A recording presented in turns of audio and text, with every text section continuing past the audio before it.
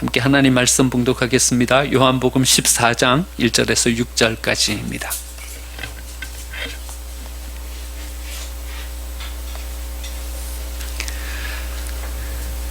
요한복음 14장 1절에서 6절까지입니다. 하나님의 말씀입니다. 너희는 마음에 근심하지 말라. 하나님을 믿으니 또 나를 믿어라. 내 아버지 집에 거할 곳이 많도다. 그렇지 않으면 너희에게 일렀으리라. 내가 너희를 위하여 거처를 예비하러 가노니 가서 너희를 위하여 거처를 예비하면 내가 다시 와서 너희를 내게로 영접하여 나 있는 곳에 너희도 있게 하리라. 내가 어디로 가는지 그 길을 너희가 아느니라. 도마가 이르되 주여 주께서 어디로 가시는지 우리가 알지 못하거늘 그 길을 어찌 알겠사옵나이까. 예수께서 이르시되 내가 곧 길이요 진리요 생명이니 나로 말미암지 않고는 아버지께로 올 자가 없느니라. 아멘. 옆에 계신 분들과 인사 나누겠습니다. 은혜의 자리에 잘 오셨습니다. 여기가 은혜의 자리인 줄 믿습니다. 아멘. 예. 여러분, 우리가 삶을 살아가면서 주위의 사람들하고 관계를 맺으면서 살아가잖아요. 근데 그 관계에서 중요한 것들이 있어요. 여러분, 가족 관계에서는 제일 중요한 게 뭘까요? 가족끼리의 관계에서 제일 중요한 것은 사랑일 거예요. 그렇죠? 서로 사랑함으로 가족이라는 공동체가 이렇게 세워질 수 있어요. 직장에서는 뭐가 중요할까요? 직장에서는 가족이랑 좀 달라서 그냥 사랑하기만 해서는 좀 곤란해요. 그렇죠? 직장에서는 책임질 줄 알아야 돼요. 자기 책임을 다하는 이런 것들이 좀 필요하죠. 우리 친구들과의 사이에서는 뭐가 필요할까요? 친구들하고 사이에서는 신뢰가 필요할 것 같아요. 서로 믿을 수 있어야 돼요. 그래야 친구가 될 수 있는 거죠. 우리가 주위에 있는 사람들과 관계를 맺어가면서 관계에 있어서 어떤 포인트가 있어요. 중요한 포인트가 있어요. 가정에서의 관계, 직장에서의 관계, 친구들과의 관계, 포인트가 있어요. 하나님하고의 관계에 있어서는 뭐가 포인트일까요? 믿음. 예. 여러분들 그냥 금방 딱 아셨습니다. 하나님과의 관계에서는 믿음이 저는 필요하다 생각합니다. 우리는 여기 있고요. 하나님은 영으로 계셔요. 눈에 보이지도 않고 잘 느낄 수도 없어요. 그러면 그 하나님과 여기서 살아가는 우리가 어떤 관계로 맺어질 때 가장 강한 결속력을 가지고 하나님과의 관계를 맺어갈 수 있을까? 그것은 하나님을 향한 믿음이 있을 때 우리는 하나님과 좋은 어떤 관계 속에 세워질 수 있습니다. 여러분, 어떤 믿음일까요? 무엇을 믿는 믿음일까요? 간단하게 한번 살펴보면요, 하나님의 존재에 대한 믿음이 있어야 돼요. 눈에 안 보이셔요. 잘 느껴지지가 않아요. 그래서 하나님을 믿는다라고 했을 때 그 믿음의 포인트는 하나님이 실제로 존재하신다, 하나님이 계신다, 하나님의 실존에 대한 믿음이 있어야 됩니다. 두 번째는요, 하나님의 본성에 대한 믿음이 있어야 돼요. 하나님의 본성은 사랑이시다. 하나님이 우리를 사랑하고 계신다. 이 믿음이 있어야 되는 거죠. 톨스토이가 사람은 무엇으로 사는가라는 그 소설에서 이야기하고 있는, 사람이 살아가는 데 있어서 가장 중요한 우리의 삶의 연료가 되는 것이 뭐냐? 그건 사랑이다. 사람은 사랑으로 산다. 이렇게 이야기했어요. 그러니까 우리가 하나님을 믿는다라고 했을 때 그 하나님의 어떤 부분을 믿는가? 하나님 우리를 사랑하신다. 그걸 믿는 거죠. 하나님의 그 사랑을 우리가 이렇게 체험하면요, 우리의 삶에 에너지가 생겨요. 여러분, 어떨 때 여러분 힘이 쭉 빠질 때가 있죠. 터덕터덕 너털걸음으로 집으로 돌아갑니다. 직장에서 여러 가지 일들을 시도했는데 잘 되지도 않고요. 또 직장 상사한테 어떨 때는 막 심하게 꾸지람을 듣고 뭐 그럴 때도 있고, 너털걸음으로 집에 돌아가는데 집에 들어갔는데 아내가 얼마나 반가운 모습으로 맞아주는지요. 아이들은 아빠 하면서 달려와가지고는 와락 안기면서 맞아줘요. 그러면요, 너털걸음으로 갔던 그 마음에 다시 힘이 생겨요. 에너지가 생겨요. 그러니까 사랑은요, 우리의 삶의 에너지예요. 그러니까 하나님께서 우리를 사랑하신다. 그 하나님의 사랑을 우리가 느끼게 되면요, 우리의 삶의 에너지를 가지고 우리의 삶을 살아갈 수 있게 되는 것이죠. 하나님을 믿는다는 것은 하나님이 사랑이시라는 그 본성을 우리가 믿는 것이죠. 세 번째, 하나님을 믿는다는 것은요, 하나님의 그 은혜를 믿는 것이죠. 하나님께서 우리에게 가장 값진 것을 주고 계신다. 지금 우리가 누리고 있는 이 삶, 내 손에 주어진, 내 손에 붙잡게 해주신 이 모든 것들, 하나님께서 가장 값진 것을 내게 허락해 주셨다. 그 은혜를 믿는 것이죠. 요즘 우리 새벽 기도회에서 출애굽기를 묵상하고 있는데요, 모세는요, 자기가 손에 붙잡고 있는 이 지팡이가 얼마나 대단한 지팡이인지 알지를 못했어요.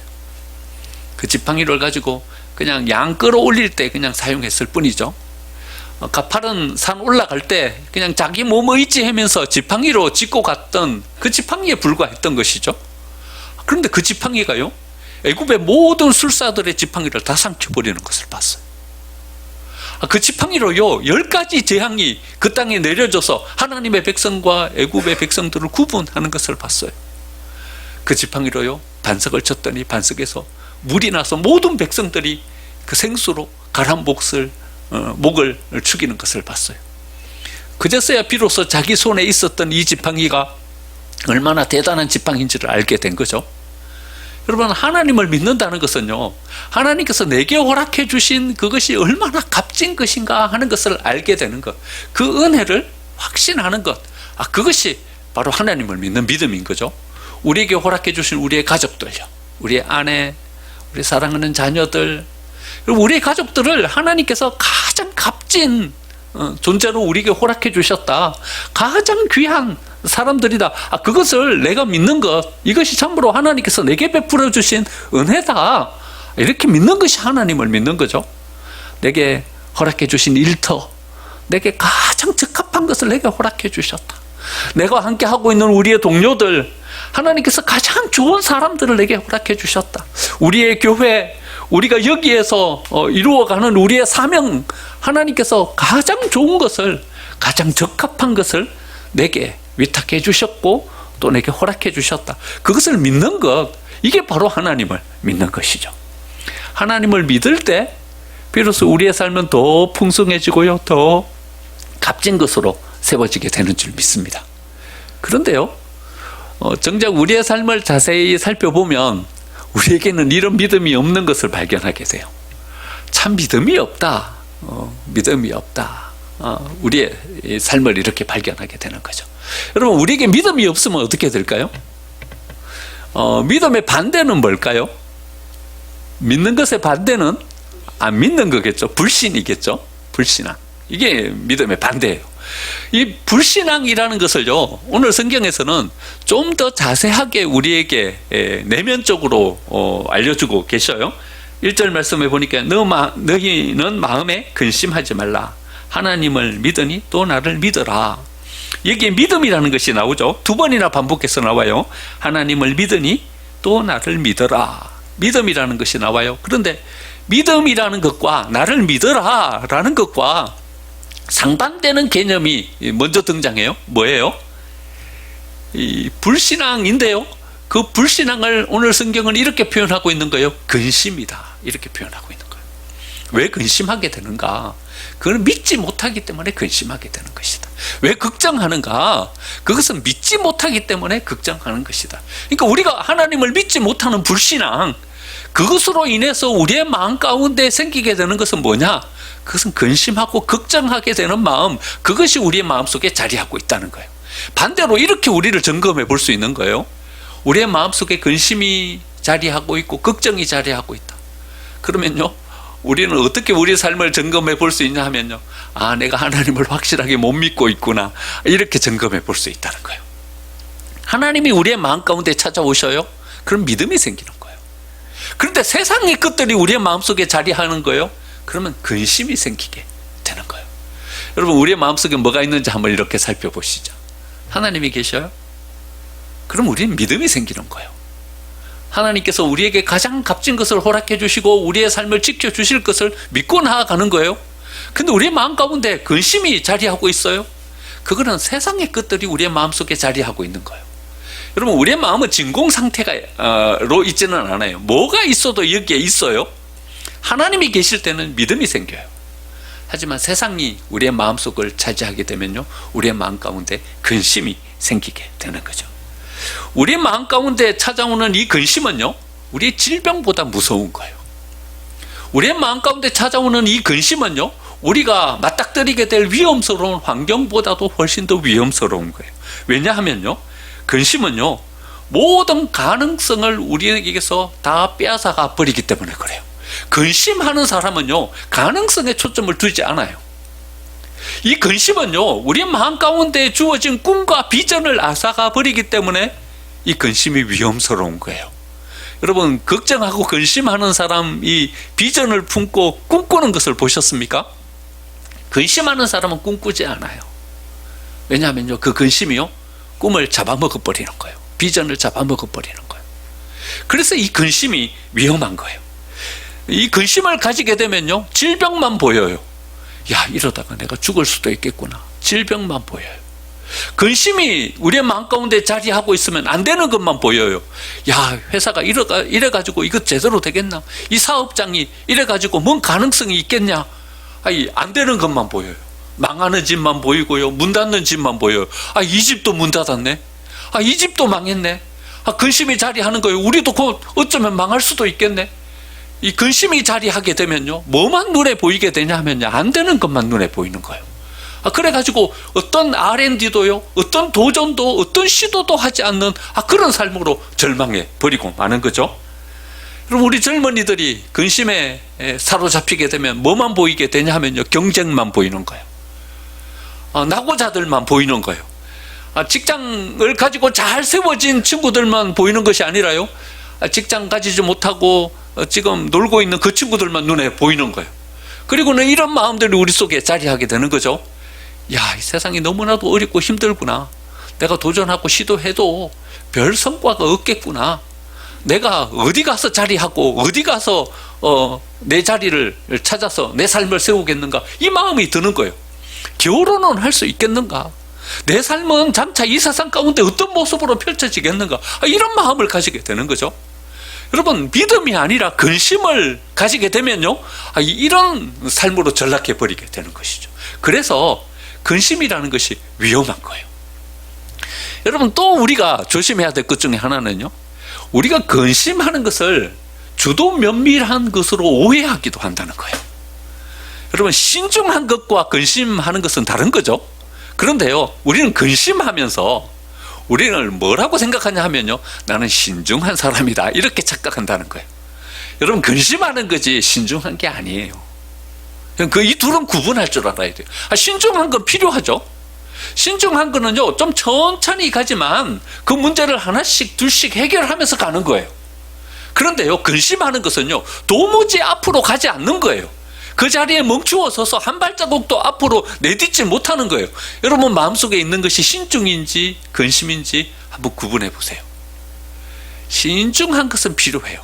하지만 근심은요, 우리의 마음속에서 제거해 버려야 할 거예요. 하나님은 아브라함에게 약속의 땅을 떠나지 말라, 이래 말씀하셨어요. 기근이 찾아왔어요.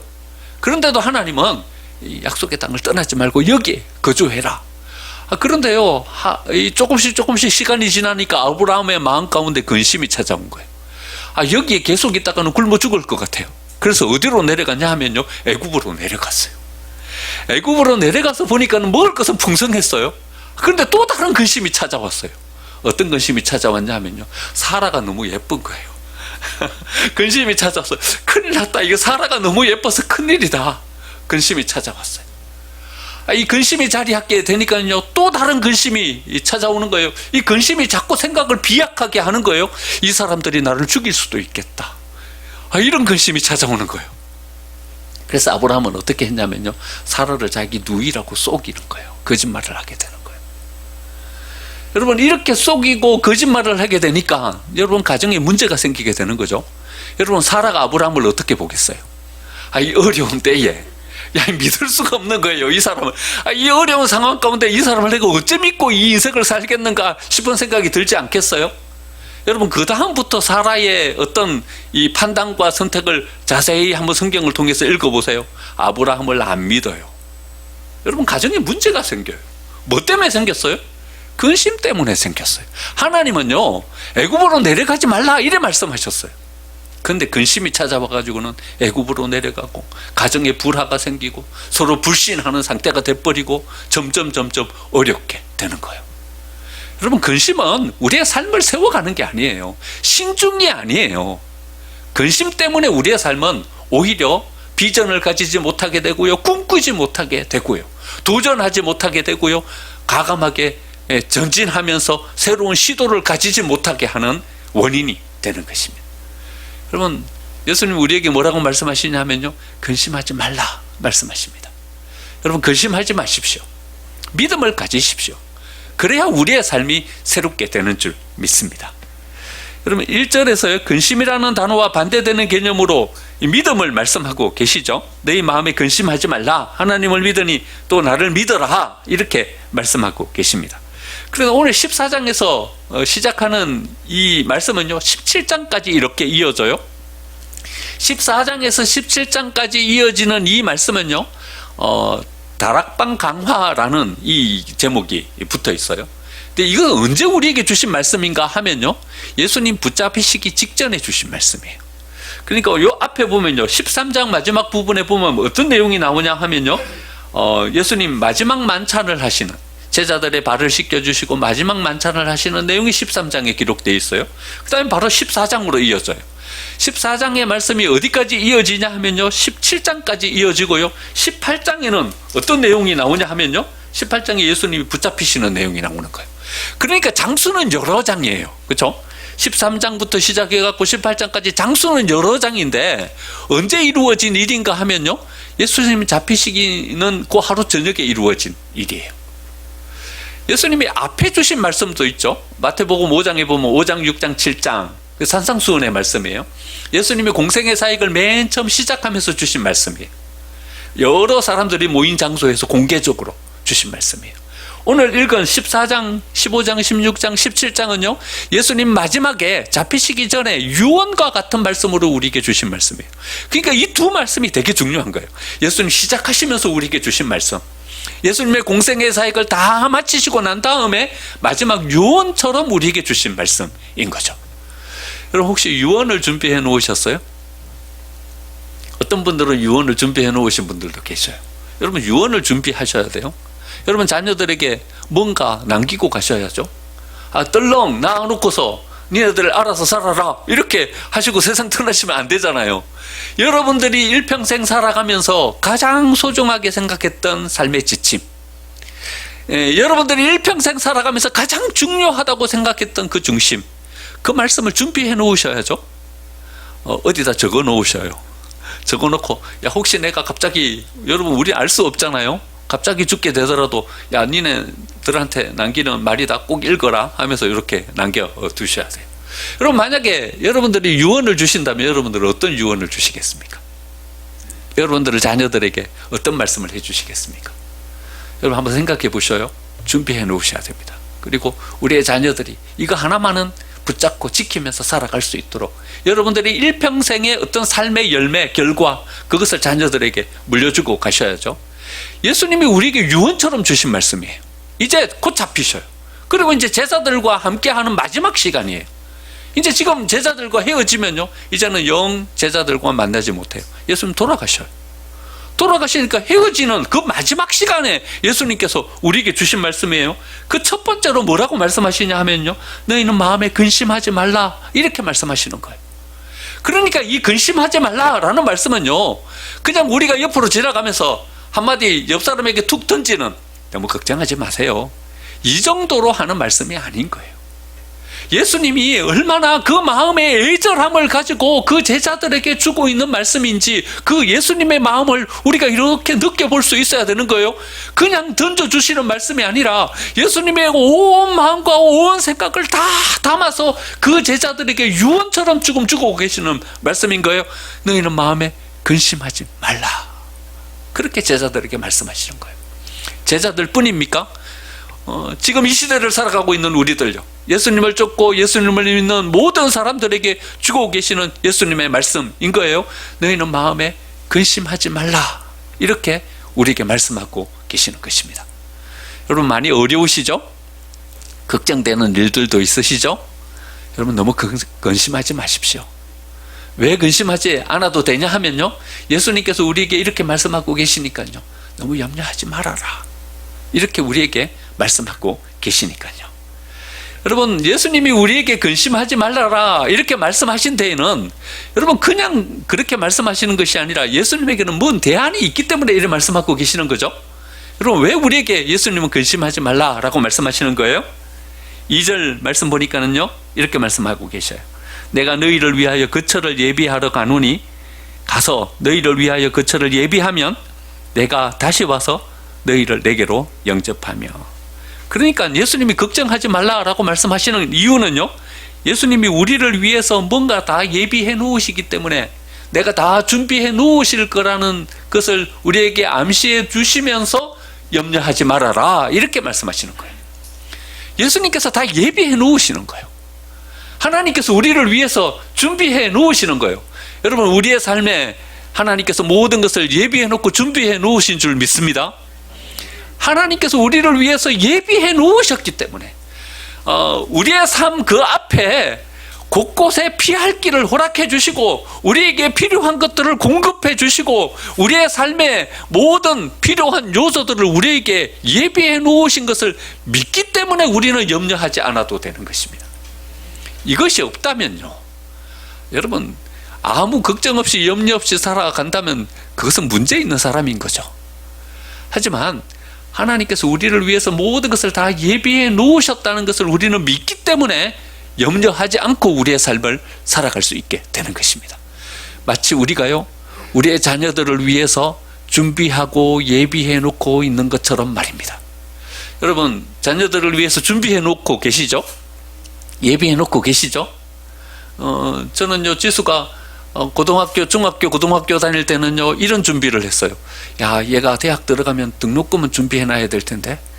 그래가지고 그때부터 등록금을 조금씩 준비했어요. 지금은 뭘 준비하냐면요, 이걸 준비하고 있어요. 야, 얘가 시집 가면 시집은 보낼 수 있어야 될 텐데. 조금씩 준비를 해 가는 거예요. 여러분, 부모가 아무 생각 없이 자녀를 키우는 건 아니잖아요, 그렇죠? 뭔가 준비하고 뭔가 예비해 놓고 이 아이들을 위해서 내가 뭘 해줄 수 있을까 준비를 하면서 가는 거죠. 여러분, 하나님께서 우리를 이 세상 가운데 태어나게 해주셨어요. 이 세상의 삶을 살아갈 수 있게 해주셨어요. 아무 생각 없이 그냥 네 알아서 이 세상 살아가라, 태어나서 네가 알아서 이 세상 개척해 가라, 이래 말씀해주고 계실까요? 그렇지 않으시다는 거예요. 그 약속을 지금 우리에게 말씀해 주고 계시는 거예요. 내가 다 준비해 놨다, 그러니까 염려하지 마, 이래 말씀하고 계시는 거예요. 내가 곳곳에 피할 길을 다 예비해 놓고 그때마다 필요한 모든 것들 다 곳곳에 이미 다 준비해 놨으니까 염려하지 말아라, 이렇게 우리에게 말씀해 주고 계시는 거예요. 하나님께서 준비해 놓으신 줄 믿습니다. 그래서 우리는 염려할 것이 없는 거예요. 아브라함이 이삭을 데리고 모리아 산으로 가고 있었어요. 지금의 예루살렘이죠. 그 산으로 올라가고 있는데 이삭이 날카롭게 질문하는 거예요. 아브라함에게 뭐라고 질문하냐 하면, 아버지, 재물이 없네요. 재물이 없어요. 등짐에 나뭇가지 지고 아브라함은 불을 들고 모든 제사 드릴 준비를 가지고 올라가는데, 이삭이 옆에서 아버지 아브라함이 제사 드리는 걸 여러 번 봤거든요. 제사할 때는 재물이 꼭 있어요.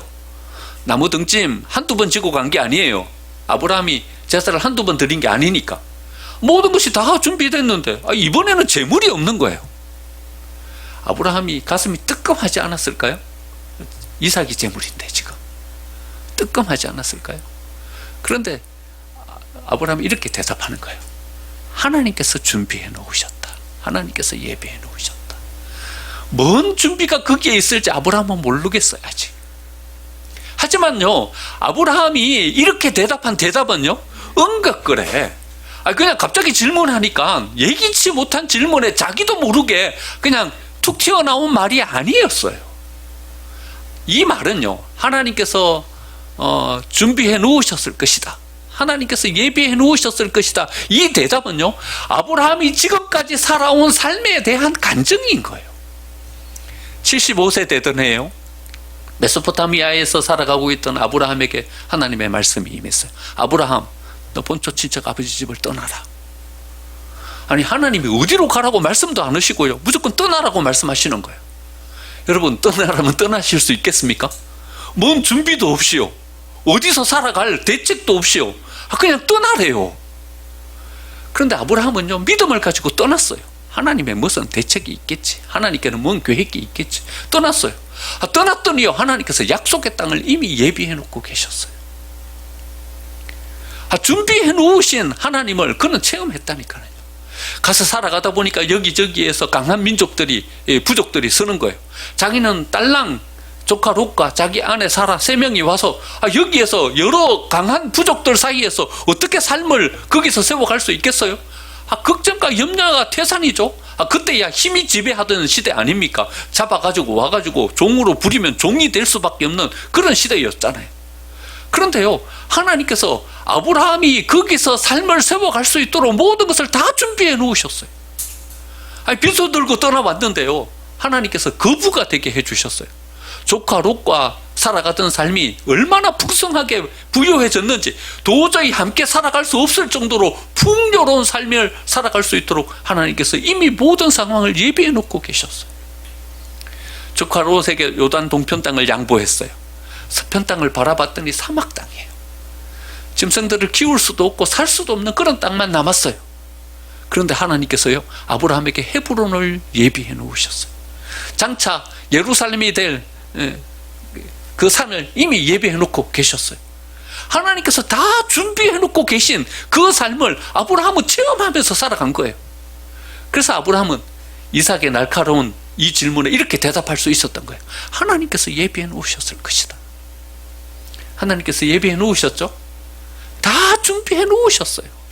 아니, 지금 이제 110세가 훨씬 넘었잖아요. 이삭이 등짐 지고 갈 정도니까 10대 중반 뭐 그 정도는 됐지 않았겠습니까? 지금 이 이삭이 죽으면 어떻게 해요? 그 다음 후사는요? 그 이전에는 이스마엘이라도 있었죠.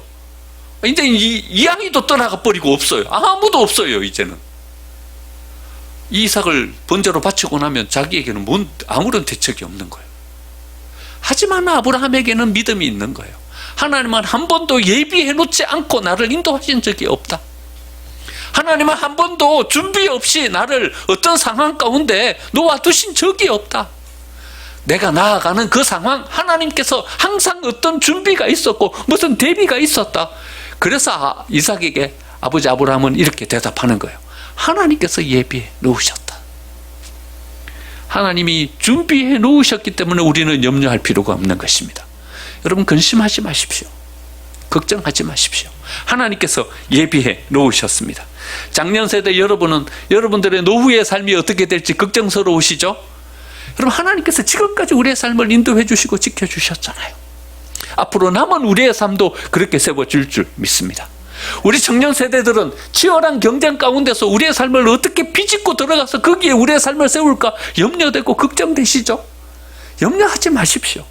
여러분들이 살아가는 그 삶 곳곳에 하나님께서 이미 예비해 놓으신 그 은혜로 여러분들의 삶 가운데 채워주실 줄 믿습니다.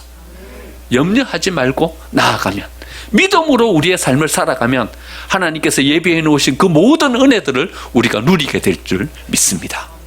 두 번째는요, 하나님께서 우리와 동행하시기 때문에 우리에게 염려하지 말라고 말씀하십니다. 3절 보니까는요, 너희를 내게로 영접하여 나 있는 곳에 너희도 있게 하리라.